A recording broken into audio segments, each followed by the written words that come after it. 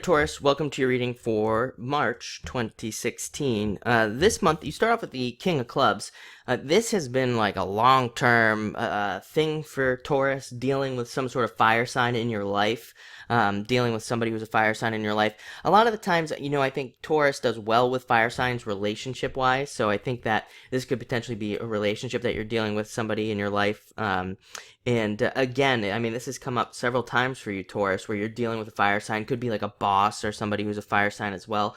And needing to learn to like work with that energy and probably needing to learn how to motivate that person as well. I mean, King of Clubs can definitely, while they can be incredibly successful, they can also be incredibly lazy. So if you're dealing with a lazy fire sign in your life, you might need to kind of like get them going a little bit. And this month, you show up here as the Queen of Spades.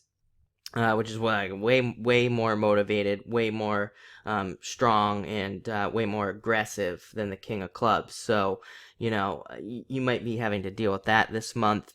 Also a good month for communication. I'm just looking at your cards here too. I mean, you have an 8 here as well, but on top of this King of Clubs, if we just take the King out of the situation and just deal with it as a Clubs card and the 8 here, definitely a good month for communication. So if you're trying to motivate somebody in your life, it's a good time to do so with that card.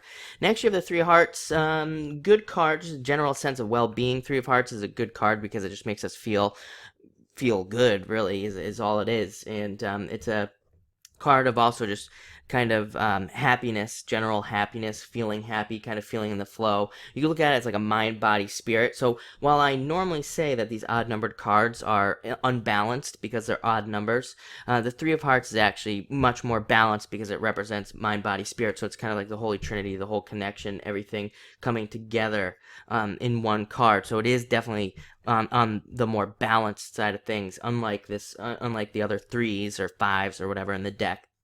It's a good card. It can make you feel a little bit lazy though, so just watch out for that. Although I mean, to be honest, I don't think that's going to be a problem here because you have that Queen of Spades, like I said. But just watch out for laziness this month. I think you have a lot that you could potentially do this month. You have the Eight of Diamonds coming up next. There's like a lot of work potential. Eight of Diamonds, I would say, if you want to get things done, work as hard as you possibly can under an Eight of Diamonds because it really rewards hard work. It's all about that exchange of energy, all about like what we put energy into, what we get back.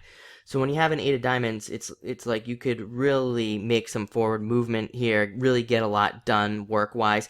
Even, this card can even have to do with relationships. So if you're trying to get a relationship or you're trying to work on your relationship, work extra hard this month because with this card, it's like you can really get a lot of forward movement, a lot of forward momentum. You can get a lot done, and see a lot of success this month as well. It's also great for planning as well. I mean, because like I said, 8s have to do with communication.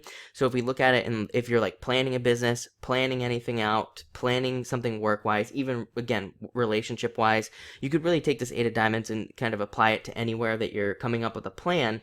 If you take the time to really plan things out and really look at what you need to do, you could be very successful, especially with this Queen of Spades. I love this deck because even on here, the Queen of Spades behind her, there's like a hawk flying around, and that's what she's all about. She's a visionary. She soars above everybody else, and she really has a good handle on looking down on everything and seeing like the whole picture, everything that needs to be done. I think you'll have the ability to do that this month, of really seeing everything and having a good handle on kind of like a bunch of different aspects of your life, not just one thing. Like I think you'll have a good handle on life this month. I think that's why that Three of Hearts came up as well, because things you'll have a good handle on it, and you'll be able to see everything. So it's a great month to plan, especially with this Queen of Spades. Like I said, she's a visionary of the deck. She can see way into the future, see things before they happen. So again, watch the laziness, because again, the problem with being a visionary and having this visionary energy is sometimes you can see that success before you have it, so then you're just like, well, I'm going to have it anyway, and then you don't do anything. So that's just something to watch out for. I'm not saying that's going to happen, just something to keep an eye on. Don't, build up the excitement too much and then, get lazy. But she's not lazy anyway, so really not much to worry about.